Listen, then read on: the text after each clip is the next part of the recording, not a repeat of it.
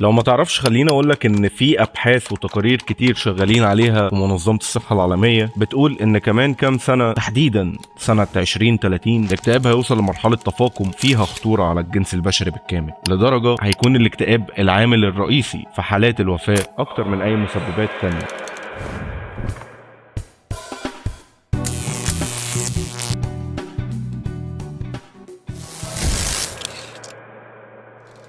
الطبيب النمساوي سيجموند فرويد بيقول ان فينسنت فان جوخ كان ممكن يعيش اطول لو نجح في الحب، وده بيرجع لمعاناته طول حياته لغياب الحب عنه، وانه اتعرض لرفض وفشل كتير في انه يلاقي رفيق ضرب يكون معاه، بمعنى حد يحتوي دماغه وافكاره من الوحده والاكتئاب. علشان كده في واحده من رسائل فينسنت لاخوه ثيو كتب لن اعيش بدون حب. ما تفهمش بقى ايه دخل الحب بالاكتئاب، وليه اساسا رسام وفنان قدير زي فينسنت يقرر ينهي حياته. المهم بدون مقدمات كتير، تعال نشوف ايه دخل الحب بالاكتئاب، خاصة في القرن ال21، وازاي الاكتئاب ممكن يكون مرض ناس كتير بتدعيه، وخلي بالك من بتدعيه بدون تشخيص صحيح. انا ادم، وده فيديو جديد من حوارات مع ادم.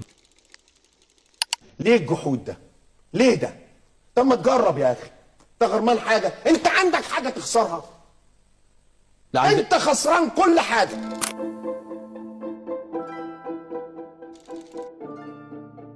في البداية خليني أقول لك كام نقطة علشان أوضح وجهة نظري. الاكتئاب مرض شائع جدا منذ فجر البشرية، باختلاف مسمياته كانت عاملة ازاي وقتها، وبعد مرور سنين كتير ونقاشات وناس اتفلسفت من علماء وكلاف ومن باحثين، قدرنا نتوصل لأن الاكتئاب ده مرض عقلي مدمر، ممكن في أقصى حالاته يوصل الإنسان للموت.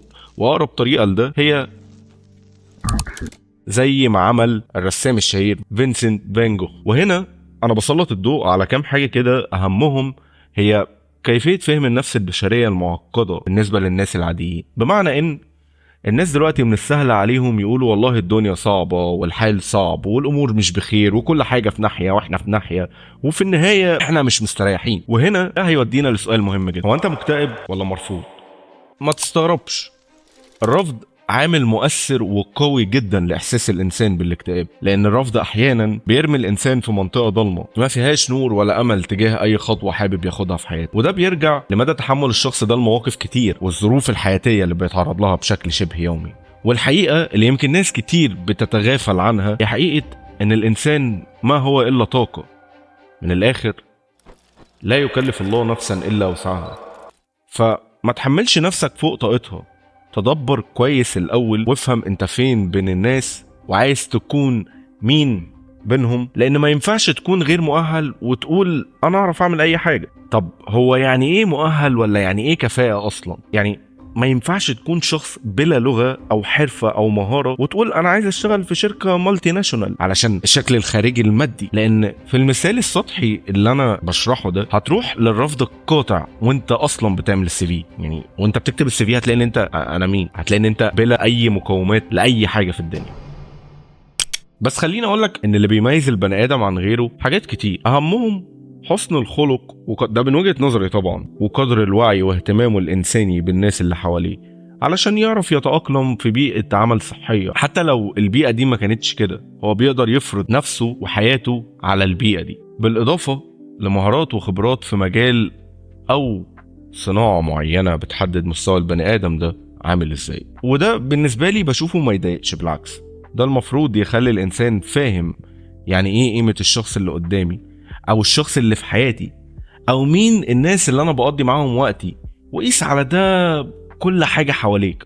واعتقد وقتها هتفهم انت ليه ممكن تبقى مرفوض من شخص او من شركة، يعني مش مؤهل او يمكن شخص لا يمتلك الكفاءة. لانك لو ما فهمتش دايركت هتروح لاسهل الحلول في الزمن اللي احنا فيه ده، وهو تعليق مشاكلك على شماعة الامراض النفسية وتفتح اقرب درج ليك تنقي منه اقرب مسمى يتناسب طرديا مع حالتك النفسيه. ليه؟ لإلقاء اللوم على المجتمع والناس، في حين ان المجتمع والناس غير مهتمين بالمره، بالاضافه لاسباب تانية ممكن تؤدي الى الاكتئاب زي الانعزال عن الناس او الدخول في دايره الوحده بسبب مشاكل مع الناس اللي حواليك بجميع اشكالها. وده جزء انا اتكلمت عنه باستفاضه شويه في الفيديو اللي فات. لو حابب ترجع تشوفه هيظهر لك دلوقتي في الاي اللي فوق، او هسيب لك اللينك في الديسكريبشن. ايا كان مهم تشوفه لانه هيفرق معاك في الفيديو ده والفيديو الجاي ان شاء الله.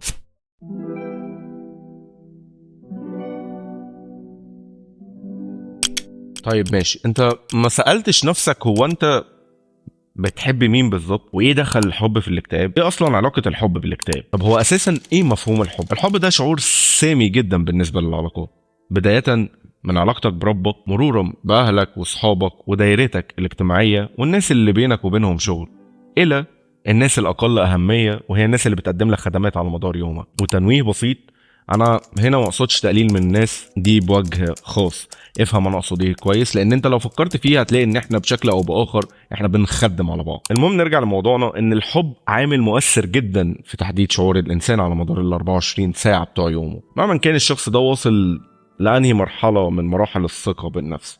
فهو الشخص ده مهما كان ثقته بنفسه عامله ازاي، هو ممكن من كلمه يقلبها مناحه ويكتئب اسبوع في البيت، يوصل فيها لمرحله خطر جدا. علشان كده التنمر ياما بهدل الناس ودمر حياتهم. في المقابل الكلمة الحلوة والطيبة لما بتيجي من حد غريب بتخلينا نحس براحة والطمأنينة، فما بالك لو جت من حد احنا بنحبه وبيننا وبينه علاقة. عشان كده فينسنت اكتئابه كان بسبب انغلاقه الذاتي جوه دماغه وعدم فهم حد من الناس اللي حواليه. يمكن ده جزء اتكلمت عنه برضو الفيديو اللي فات، مهم تشوف. الحب ممكن يسبب اكتئاب واكتئاب حاد كمان. هل سألت نفسك قبل كده انت قبل ما تراجع نفسك وتدور على حد ممكن تكون اذيته نفسيا علشان تحاول تصلح من ده وترضي نفسك شوية؟ جربت تقف قدام المراية تبص على نفسك اللي جالد ذاتها وهينها كل يوم بدون رحمة؟ حاولت تفهم انت ممكن تكون ازاي مقصر في حق نفسك، ولا انت مش لاقي وقت للكلام الفاضي ده؟ بكده اكون وصلت لنهاية الفيديو، واتمنى تكون الفكرة وصلت.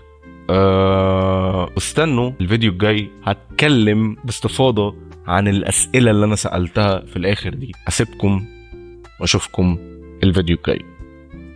كان معكم آدم من حوارات مع آدم. سلام.